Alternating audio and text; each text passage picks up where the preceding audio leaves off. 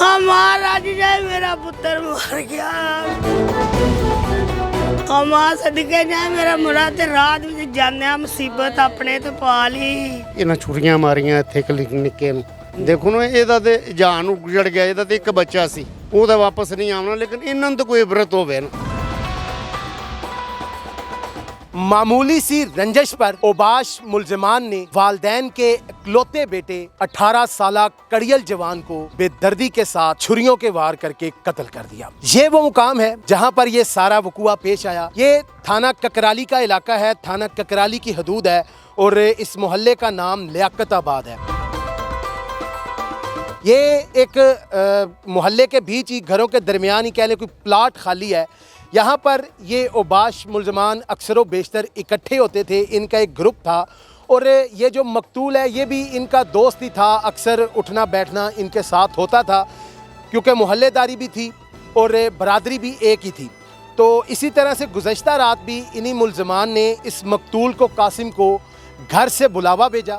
जब कासिम यहाँ पर आ गया तो जो ऐनी शाहिदीन हैं, जो मकतूल के लवाकिन हैं, वो ये बता रहे हैं कि बग़ैर किसी तनाज़े के, बग़ैर किसी वजह अनाद के उन्होंने कासिम के साथ बदमाशी करते हुए उसे खंजर से कत्ल कर दिया।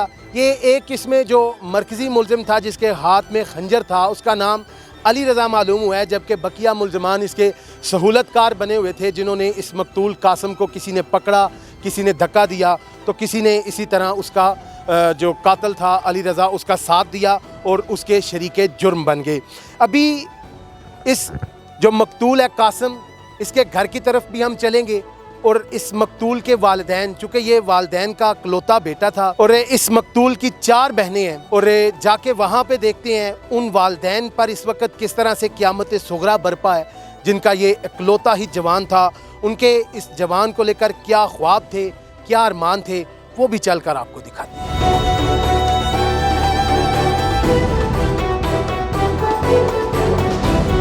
मेरे पुत्र ने बड़ा डाटा मारिया ने।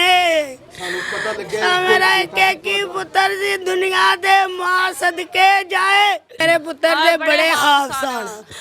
मैं अपने पुत्र दा ब्याह करना सी, बड़ा कोई करना, मेरे पुत्र मार छड़िया ने। मां सदके जाए मेरे पुत्र। नाज़रीन, बच्चे की वालिदैन ज़ाहिर है इन पर इस वक्त क़यामत टूटी हुई है और ये इस वक्त अपने कर्ब में है, तकलीफ़ में है। तो हमारी जो अरबाब इख्तियार से इस्तदा है कि इनके जो बकिया मुलजमान हैं, जो मरकज़ी मुलज़म है, उसको भी गिरफ़्तार किया जाए और उसके तमाम सहूलतकारों को कैफ़रे किरदार तक पहुँचाया जाए। मालूम ये हुआ है कि यही मुलजमान जो हैं ये इससे पहले भी इस तरह का वक़ुआ अंजाम दे चुके हैं, अटेम्प्ट टू मर्डर कर चुके हैं। ये चाकू मारना, छुरियाँ मारना, ये इनकी कोई पहली वारदात नहीं थी। ये इससे पहले भी इस तरह के वारदात कर चुके हैं। ये लोग शेर हो जाते हैं जब इनको सज़ा नहीं मिलती या फ़ौरन राज़ीनामा दे दिया जाता है और ये अपने कैफ़रे किरदार तक नहीं पहुँचते तो इनके हौसले बुलंद हो जाते हैं। और उसी का शख्साना ये देखें कि आज उन्होंने ये एक दूसरा वक़ुआ अंजाम दे दिया है। अभी जो मकतूल है उसके घर वालों का यही कहना है कि हमारा किसी के साथ कोई लड़ाई नहीं है, कोई झगड़ा नहीं है। बाजी बाद विच को किसी को पता लगा होवे कि मुड़े को लड़े ने आपस में, किसे बंदे ने कोई नहीं दस्या ना क्या मेरा पुत्र लंघदा पिया ना जान के मेरे पुत्र नु 4-5 साल फड़ लिया। उन्होंने फड़द्या कुलद्या कने छुरी मारी। मेरे पुत्र वास्ते इंसाफ करो, मां सदके जाए मेरे पुत्र वास्ते इंसाफ करो। ताजा 15-16 साल दे मन्नो कोई पता नहीं लगा आंदा मैं आवड़ लिया। मां सदके जाए कोई नहीं परत के आया। सर मैंने कॉल आई है, मैं कासिम को कॉल की है, निका मुड़ा अपना बच्चा है, उन्हें मैं कॉल चुकी है। मैंने कहा भाई किधर, मैं घर हूँ। मैंने कहा चौंक पहुँचो, कासिम को छुरी लग गई है। वो मैं चौंक पहुँचा उधर पहुँचा अस्पताल, उधर गया मैं। देखो तो कासिम मुझे कहता है भाई मुझे इधर लेके ना गुजरात ले जाओ।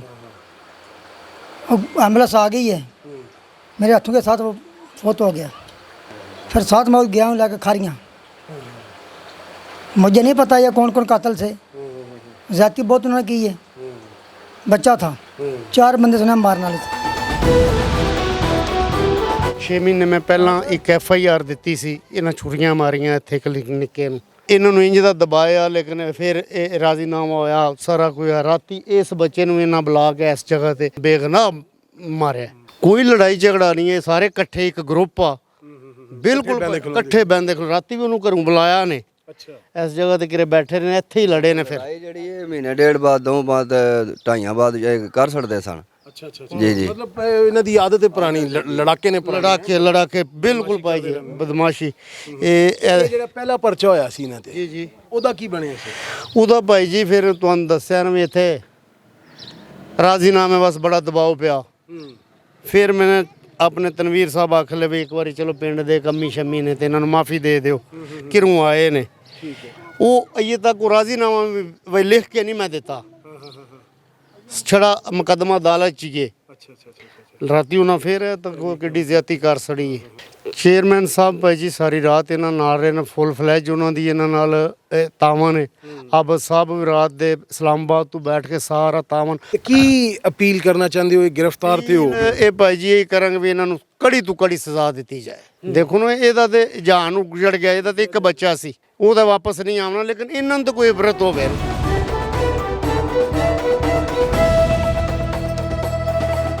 जी नाज़रीन, ये आपने सारी सूरत हाल देखी, ये आपने सारा वाक़या देखा, किस तरह जो इस मकतूल के वालिदैन हैं उन पर क़यामत सुगरा बरपा है, किस तरह से वो इस कर्ब में मुब्तला हैं, इस तकलीफ़ में मुब्तला हैं। ये इनकी अश्कजोई तभी मुमकिन है जब हमारे कानून नाफिज करने वाले इदारों की तरफ से इन्हें पूरा पूरा इंसाफ मिलेगा, तभी जाकर इनकी अश्कजोई होगी। अभी थाना ककराली की तरफ चलते हैं और जाकर जो मुकामी SHO साहब हैं उनसे मिलते हैं और उनसे जानते हैं कि पुलिस ने अभी तक इस वकूए में क्या पेशरफ्त की है।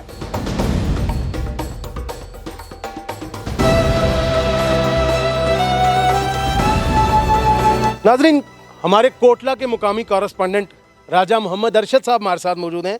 राजा साहब, ये क्या मामला सामने आया है? ये सर अभी तक जो सरदस्त SHO से भी बात हुई है वो भी बता रहे हैं कि ये इनकी अभी वजह अनाज सामने नहीं आई है कि किस वजह से ये इतना बड़ा कदम उठाया गया है, लेकिन उसके वालिदैन के मुताबिक इससे कबल भी ये लोग झगड़ा करते रहते थे, जिसकी वजह से ये इन्होंने आज हमारे बच्चे के ऊपर जुल्म करके कत्ल किया है। अगर देखा जाए तो इससे कबल अगर कोई भी जुर्म होता है तो पुलिस अगर बर वक्त कार्रवाई करके ये जो सियासतदान है अगर राजीनामा ना करवाएं तो मेरा ख्याल है कि जुर्म करने वाले को अगर सज़ा मिलती है तो ये जराइम की शरह कम हो सकती। अभी हम SHO साहब का मौक़िफ़ जानने के लिए कि इस केस पर पुलिस ने अभी तक क्या पेशरफ्त की है और जानने के लिए हम थाना ककराली हाज़िर हुए थे, लेकिन SHO साहब वो किसी मीटिंग के सिलसिला में लाहौर गए हुए हैं। तो अभी टेलीफोनिक गुफ्तगू हमारी हो रही थी जिस पे SHO साहब ये बता रहे थे कि अभी तक तफ्तीश में कोई इनकी वजह अनाद सामने नहीं आई। बकिया जो मुलजिमान की बात है, इनमें से जो मरकज़ी मुलजिम है इसको पुलिस ने जाए वकूआ से ही गिरफ़्तार कर लिया था और वो अभी भी पुलिस की हिरासत में है, उससे तफ्तीश का अमल जारी है। जैसे ही इसमें कोई मज़ीद अपडेट आएगी वो लेकर आपकी खिदमत में फिर हाजिर होंगे। फ़िल वक्त के लिए हमें दीजिए इजाज़त। मज़ीद तफसीलात के लिए देखते रहिए न्यूज़ अलर्ट गुजरात।